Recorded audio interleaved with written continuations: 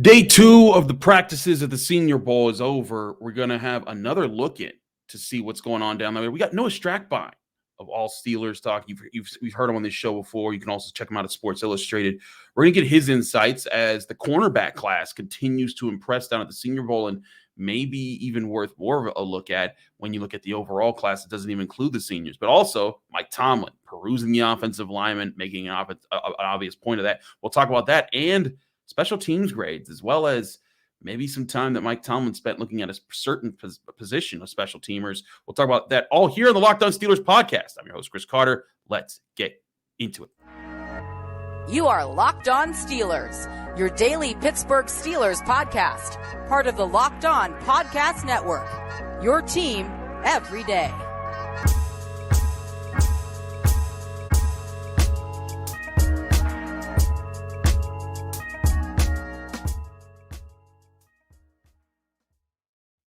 Hello, welcome to the Locked On Steelers podcast. I'm your host, Chris Carter, bringing you your daily dose of all things of the Pittsburgh Steelers. As always, you can find this show on anywhere podcasts are hosted, but especially on YouTube. If you see this video on YouTube, like the video, subscribe to this channel to get all of your daily Monday through Friday Steelers content, as well as our bonus content. We thank you for making the Locked On Steelers podcast your first listen every day. Today's episode is brought to you by Prize Picks. Prize Picks is just daily fantasy made easy. You pick 2 to 6 players. If they score more or less than their Prize Picks projection, you have to send you win up to 25 times your money on any entry. First-time users can receive a 100% instant deposit match up to $100 with promo code Locked On. That's LOCKEDON, Locked On at prizepicks.com, promo code Locked On. As I said before, we're rejoined by our friend Noah Strackbein of All Steelers Talk and Sports Illustrated. He's out there in Mobile, Alabama, sweating in the heat.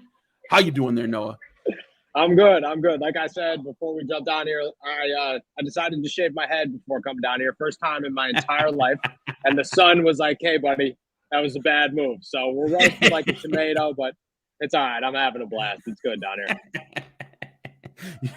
I hear you on that, man. As a person who's always been living with the short hair life, welcome to the game. But let's talk about a position that's been impressive. Yesterday, Monday, Tuesday, this is the Thursday episode that we're recording here, but it's on Wednesday that we're recording it. But on Tuesday, Julius Brents was one of the guys that impressed everyone the most, the cornerback out of Kansas State. Today, you brought up an interesting name of another person who really impressed you. It was another cornerback. Who was it? It was Kyblu Kelly, who actually, funny enough, his dad won a Super Bowl with Mike Tomlin in Tampa Bay as a corner. Brian Kelly played 11 years in the NFL. Yeah, he came in here. He's out of Stanford. I got to say, day one, I was impressed, but I expected to be impressed. He was a bigger name down here, flashy. The quarterbacks weren't playing super well, so you had to put a little bit of stock into that. Day two, he comes out here, 2 interceptions, nearly had a third one. Super impressive day, back-to-back days. So he's stacking them. He's easily the name. Right now there's a lot of guys that are impressing. That's what I was looking for day 2, is I wanted to see more than one guy look good out here. A lot of them have. Kyblu Kelly is still top of that list. I think he's, at least for me, certainly added himself to a lot of big boards, and I anticipate the Steelers and that family relationship, definitely one of them. Kyblu Kelly out of Stanford, a 6'1", 190 guy. He is a person that's projected right now by a lot of places to go in the second round. Could be one of those second-round picks the Steelers are looking at right now. If you look at the draft network, the Steelers pick at, 49?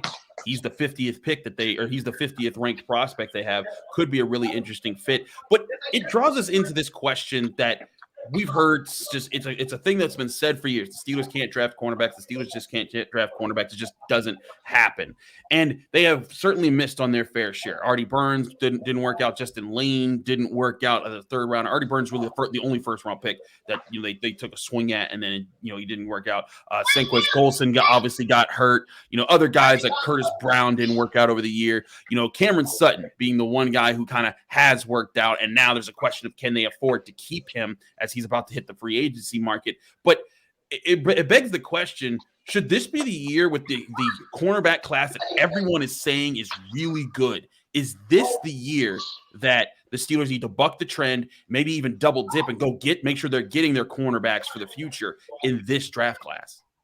Yeah, I like how you said double dip, because I was thinking the same thing. I think that there are names in the first round, just like you said, Christian Gonzalez, Devon Witherspoon, Joey Porter Jr., obviously, that if they're there at 17, it's super hard to pass up on them. But at the same time, do you really feel very confident in guys like Levi Wallace that he's going to last forever here in Pittsburgh and be a superstar? Or is Cam Sutton, who you're hoping to re-sign, just the only name that you look at as a long-term option here? If that's the case, then why not go and double dip? You have 3 picks in the top 50, not a whole ton of needs. I mean, you do have a lot of needs, but few more pressing than cornerback, and find 2 guys in a class that's full of superstars, like a guy like Ty Blue Kelly, and really, solidify that room for the first time in what seems like, a decade or so. Right. No, I feel you. And that would be something that for them to be having. They were able to solidify the room in 2019, right? But that was because early in 2017, they went out and got Joe Hayden. And in 2019, they went out and got Steven Nelson and they got Mike Hilton, and it all worked out. And they had a really aggressive cornerback room. But it's been a long time since the Steelers cornerbacks were just led by guys, were really good and led by guys that they found themselves. You go back to guys like Ike Taylor and Deshae Townsend, guys and Bryant McFadden, like that crew. That was a Steeler-made cornerback room that really worked and won some Super Bowls with them. So I think that is certainly something to look at here. If you're looking at guys in this cornerback draft class, it doesn't just have to be guys at the Senior Bowl right now, Noah. Who are your favorites here? And I mean, there's obvious ones we could say, Christian Gonzalez and Devon Witherspoon or Joey Porter Jr. But like, if the Steelers are sitting there and all of those guys are available at 17, do you have a particular favorite that you choose over others in that instance? Yeah, as crazy as it sounds, and I think a month ago, Keely Ringo was the guy. Joey Porter Jr. was obviously the guy. After watching some film and doing a little bit of scouting on these guys, it's almost like a significant drop-off to go Devon Witherspoon, Christian Gonzalez, and then the rest of them. I think Joey Porter Jr. and Kelly Wingo are still superstars in the making, no doubt about it. But if I had to pick, Christian Gonzalez might be the top of my list right now. But for the Steelers, sometimes they like to put Pittsburgh football as their emphasis with guys. Not just, does he fit an NFL mold? Is he headed to be, a Pro Bowl career or whatever? Is he a Pittsburgh Steeler? And there are a few guys that play the cornerback position in the last couple of years that hit as hard and play as physical as Devon Witherspoon. And it's hard to say that guy's not a true-blooded Pittsburgh Steelers type player. So I would say he's number one, but I would go him and Christian Gonzalez 1A, 1B if they were both sitting there. I'd feel very good about either of them. I feel you on that, and I like the tape that I've seen, and I have to admit I haven't had nearly the time to dive into it as somebody like your guy Derek. He's fantastic at digging up all the tape and looking at the hard stuff. Me, I'm sitting over here. I'm still getting ready for Pit Hoops, man. I still got to get that job done for the Post Gazette. But in all seriousness, I kind of agree. The cornerback room, even if it's not the 17th overall pick, if they went and used either the 32nd pick or the 49th pick and then came back in the 3rd, 4th, 5th round somewhere and got another one, I think they could use some youth in this room. And it does beg the question, if they can keep Cam Sutton, that's great. But they're not keeping both Levi Wallace and Ahkello Witherspoon. And so if you're not doing that, and you're looking for answers for the long term, I could see Sutton sticking around for 2-3 more years if they re-sign him. I could see Levi Wallace sticking around for another year or two, maybe if they re-sign him. But you got to be looking for guys who are going to, one, be learning, moving their way up the depth chart, and taking over the cornerback room sooner rather than later, or even starting this year next to those guys as veterans, so that your cornerback room has some depth. We saw earlier this year that there was a point where they had to call on James Pierre and Josh Jackson. They barely escaped alive with Tom Brady, who, by the way, retired Wednesday morning, that's crazy to think about. But in all seriousness, like I look at that and it makes me think, like, man, cornerback is going to be very important, especially with the increased frequency that they're calling man coverage that relies on their corners to win matchups, play in and play out. Yeah, and I think that's the thing is that's what stood out to me about a guy like Ty Blue Kelly, is that you asked, like, hey, what do you feel most comfortable in? And he's like, I've been playing press man my entire career, and I've been able to move. But just to kind of like go to your point of these veterans that are here that aren't going to be here forever, I think that's what's important about grabbing these young guys. It's just like you said, it's been a long time since they've found their own weapons on the outside. Joe Hayden was a great piece to have for a couple of years. Mike Hilton, he's a branch of the Steelers. That was a great one, but that group only lasted a season or two. And to have a guy like Cam Sutton, if you re-sign him, kind of be the veteran presence for one or two young guys, along with Levi Wallace. I mean, that's the secret formula right there. That's how you get guys to not be just good in the NFL, but understand the organization, understand what the goals are. Learn from a guy who I think Cam Sutton's one of the best leaders in Pittsburgh. Like, and I've thought that for a couple of years now. The guy's just a class act on the field and off the field. And to have him in the room and be able to teach young guys, I mean, that's exactly what the Steelers would want. And I think that finding the right guys, finding a guy like, Christian Gonzalez, who plays a lot of man, or Kelly, who plays a lot of man, Joey Porter, who has played a decent amount of man, and put them in the right scheme and then have a leader. I mean, that's how the Steelers do it. That's how they increase their odds of actually finding cornerbacks that work, and maybe that's why they haven't worked out for so long, because they've never had that guy to teach. But I think that they have the formula right now. It's just about putting it together.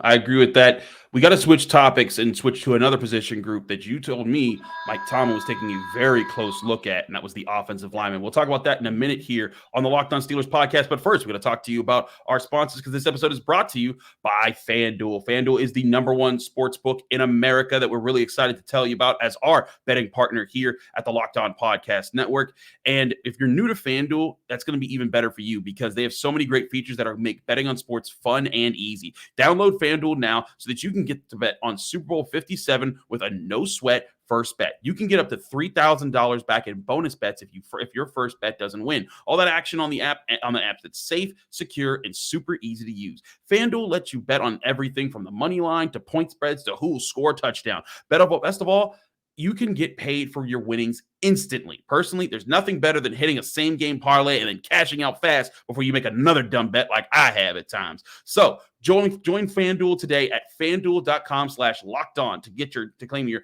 no-sweat first bet on Super Bowl 57. That's FanDuel.com/lockedon. Make every moment more with FanDuel, the official sportsbook partner of the NFL.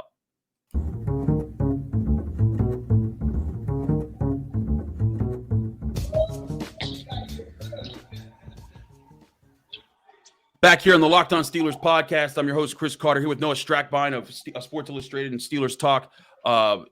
Noah, as you're sitting there with children playing football behind you at the Senior Bowl, that's the authenticity I wanted to give, though. Like you, because Noah came on, he's like, "Hey, man, I don't have the right mic." I'm like, "Listen, people are gonna get the image if you're watching on YouTube that Noah's in the scene. He's out there working the business. But in working the business, it's not just about watching which players succeed. It's about watching which coaches talk to which players."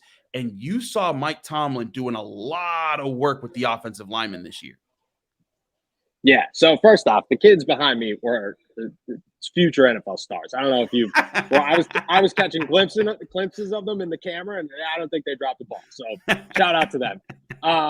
Maybe want to go play catch, for being honest. But Mike Tomlin has spent a lot of time down here, and it's kind of funny because we both know Mike Tomlin, and pretty much every Steelers fan out there knows there's just something a little bit different, a little bit special about Mike Tomlin and the way he goes about things. He is not a coach at the Senior Bowl. But if you just showed up, you would have zero idea that Mike Tomlin is not the head coach of both teams out there, because he is involved in everything. And where he's involved the heaviest is definitely the offense and defensive line. He is having a blast watching those big guys. He actually I talked to Osiris Torrence out of Florida yesterday, and he told him that he just loves watching the big guys because that's where the action is. No offense to the little guys, but he wants to be over here and he wants to watch the offense versus defensive line. And he's been doing a ton of that. I caught him talking to other coaches and like raving about some defensive linemen that were standing out there and, the moves they were making and how physical things were getting. And that hasn't slowed down. I would say most of Mike Tomlin's time spent here has been on the offense and defensive line, especially on the offense, I would say, during individual drills. And it's pretty clear that, he's got an interest in these guys. And I think the part is last year you saw that he had an interest in the quarterbacks. The year before that, you saw that he had an interest in the running backs. And this year it's very clear that if they're eyeing a position out here, it's offensive line. That's what's interesting too, because their last two picks have been Senior Bowl guys. The first round, Kenny Pickett, a Senior Bowl guy. Granted, not the Senior Bowl guy that everyone thought Tom was looking at. They thought he was looking at Malik Willis, and maybe that was a bit of misdirection on his part. But they were definitely looking at quarterbacks. The year before that, it was obvious they were courting Najee Harris. It was not a secret when they picked Najee Harris, and again, a Senior Bowl guy. Now you're here. And it's 2023, and they're looking at things now. The one thing I'll say about this, and it is interesting that they're looking at these guys, but I don't think that the first round pick for the Steelers is playing right now at this, unless it's O'Cyrus Torrence. He's the one guy I think can buck that trend. But I think a lot of these guys, Dawand Jones, Matthew Bergeron, a lot of those types of guys that are playing offensive line here who do look good. I think they're more second-round picks for the Steelers. They'd be somewhere good for 32 or 50. One of the second-round picks that they have this year. I'm not giving. I don't have those high grades on those players here. Now, the Steelers might prove us all wrong, and we still got to see the combine and how guys look when they run and they do all their numbers and their pro days and everything, and because that jumbles everything. But to me, I think that the offensive line looks could be for their day 2 picks that they're lining up, because that's also an important place to get good offensive linemen. Yeah, and I think they're doing their homework on everything, because they have talked to O'Cyrus Torrence. He told me that. They talked to Dawand Jones. He told me that as well. But they've talked to guys like Darnell Wright, who also told me that, people have asked him, can he play the left side of the line? And you got to imagine the Pittsburgh Steelers were one of those teams that asked, because they don't need a right tackle. They might need a left tackle if that's where they're looking. So I think they're doing their homework.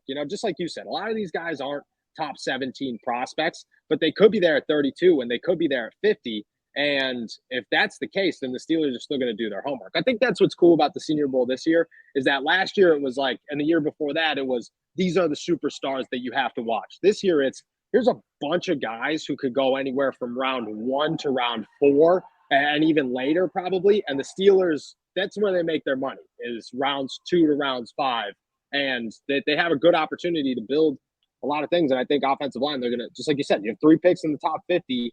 It doesn't matter if it's your 17th pick or not. Those are guys that you expect to come in here and compete for a starting job on day 1, and they're looking to find it. And certainly, and they need those guys. I think it's interesting to see that. Noah, if you looked at offensive linemen, who stood out for you today that kind of, because yesterday we talked a bit about Matthew Bergeron. I liked some things from the center, Jarrett Peterson. He came out. I only saw like 1 clip or 2 of Dawand Jones and him doing really well against Andre Carter. But was there anyone else that we need to kind of be paying closer attention to at the Senior Bowl right now? So Jarrett Peterson is still having another great day.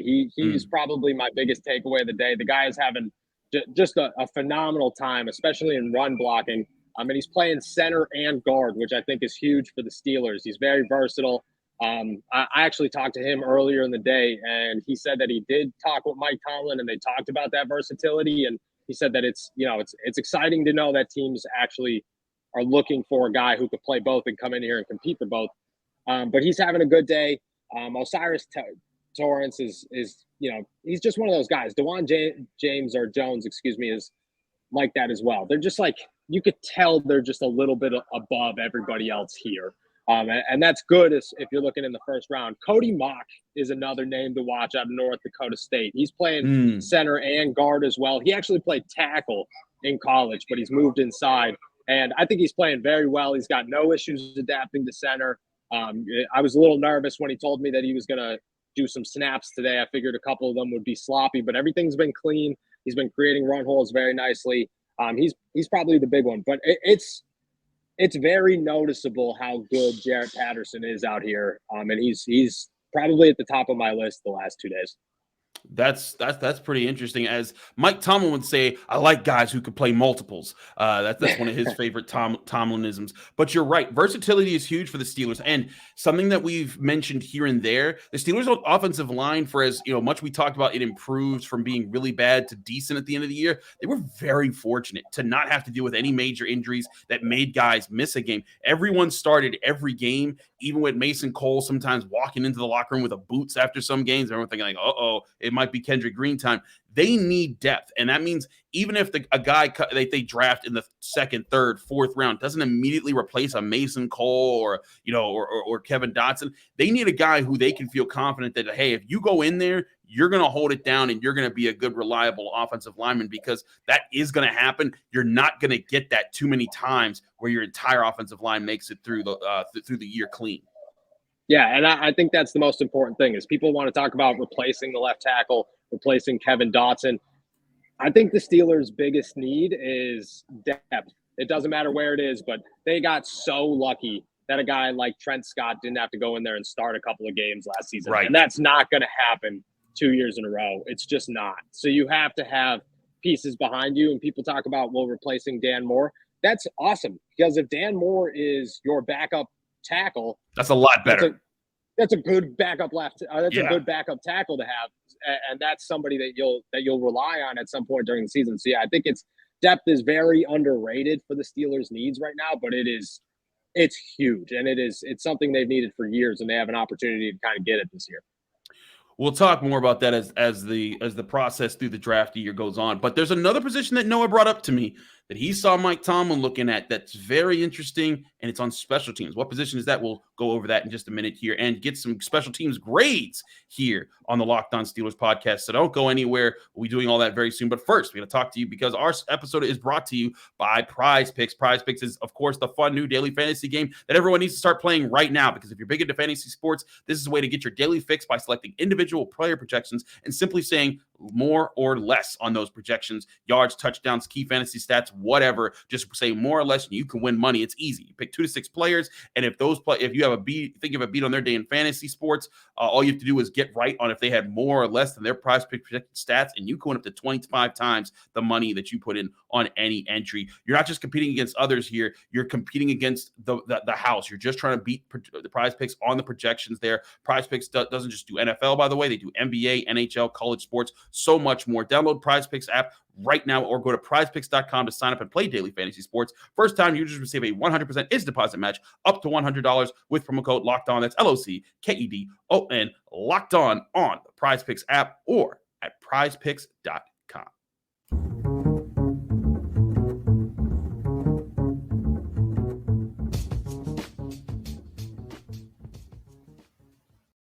Back here on the Locked On Steelers podcast, Chris Carter here, your host with Noah Strackbein of All Steelers Talk and Sports Illustrated. Noah, you mentioned a specific group that Mike Tomlin was looking at as far as special teamers. Who was that? Noah, you're on mute. Sorry, I was letting you do your Prize Picks thing. I didn't want to, you never know when a kid's going to run by with a football out here. So yesterday, and maybe I'm looking too into this, but for about 15 minutes, Mike Tomlin spent all of his time standing right next to some punters and talking to them. Yes, and you could look at that and say maybe he's interested in some punters. You could look at that and say maybe it was a boring time of the day. Maybe you could look at that and say Mike Tomlin does very weird things from time to time. He does. Talking to a punter might just be what was on his brain at that moment. I don't know. Either way, anytime you spend nearly 20 minutes talking to a special teams player, that's not a kick returner. It's notable. And I think that was something definitely worth noting at the first day of practice. Certainly it's something to note because, the Steelers, they drafted a punter in the 7th round just last year. It was his second year this year, Pressley Harvin III. And because of that, we're gonna do some grades right here, some final grades. As always, after every game this season, we gave our stars and skulls grades here on the Locked On Steelers podcast. 1 to 3 stars for good to great play, 1 to 3 skulls for bad to terrible play, based on every game. And then now we're totaling them up for our final grades. And let's lead with Pressley Harvin here. Pressley. I did it. I tell everyone his name is Pressley Harvin III, and I call him Percy Harvin. Look at me messing things up. But Pressley Harvin, the punter.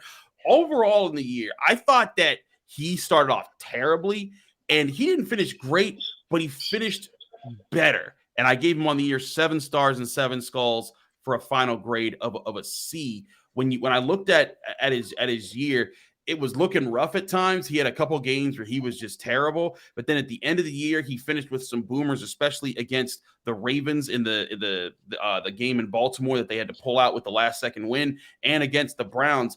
Both of those games he averaged over 46 yards per punt. But there were a lot of games, Noah, where I felt like he underperformed. And the only thing that saved him a couple times was that he had a couple like timely punts that landed in the 20s, but still very average. And then when you look at his year on year over end average, he averaged 44.5 yards per punt. That's 28th best in the NFL as far as punters. That's not where you want to be if you're the Steelers. And granted, that was 1.9 yards better than last year, but still not good enough. I do think it's very reasonable for the Steelers to be looking for a person to at least challenge Pressley Harvin in training camp. Yeah, I think so too. I think a C was pretty spot on. It's been a long 2 years for Pressley Harvin, and I think he gave him, a little pass in year one because he dealt with so many things off the field and losing his grandfather and his father in pretty much a month. You can't look at a guy and judge him after that. But this year, it was a disappointing season for Pressley Harvin. Like you said, there were times where you're like, okay, that was a boot, and that felt really good. And then there were times where you were like, this guy is just not what he was expected to be when he came to Pittsburgh. Do I think that he's worth losing his job? No, not yet. But I think it's unreasonable for the Steelers to look at the situation and think, oh, we won't bring a punter into training camp and have him at least compete with Pressley Harvin. And plus, you got to look at it like every year they bring in another kicker, and he's not actually competing with Chris Boswell. But if you brought in punters to compete with Jordan Berry, and you bring in special teams guys every season, it makes a lot of sense to bring in another punter to compete with Pressley Harvin, even if Harvin's got a huge upper hand in the situation, and say, hey, can you prove that we have to rethink this? And maybe they do, because right now, I don't think Pressley Harvin's been overly impressive in his first 2 seasons. No, I mean, he hasn't been. He's been average to below average. His first season, everyone gave him a break. There was a lot of things going on with his family, untimely passings, but certainly that excuse is out the window. And I think that they have every reason to look for it. We're gonna go through the couple guys real quick that the Steelers picked up throughout the year. Matthew Wright played some. I gave him 5 stars to 1 skull in the year. I gave him a C. That's just good enough for a C+. Came in, did his job, nothing spectacular, but was important in the second half of the season when they came back from the bye week and Chris Boswell was hurt. Nick Skiba also just kind of only had 1 game, but I gave him a star for that. So that's he has 1 star, no skulls. That's a C. But the guy that everyone's going to want to talk about is Chris Boswell. And people looked at the fact that he wasn't crushing it this year and said, oh, man, he's terrible. And I'm like, I don't know if he's bad. It's just that he's not elite this year. And that's why I gave him a C+, 8 stars on the year, just to 3 skulls, only 5 more stars than skulls in the year. And my thing with that is that, do pay attention to how he does last year. But people thought after 2018, when he did have a rough year and he missed. He only made 65% of his field goals that season. People said, "Oh, is this the end of him?"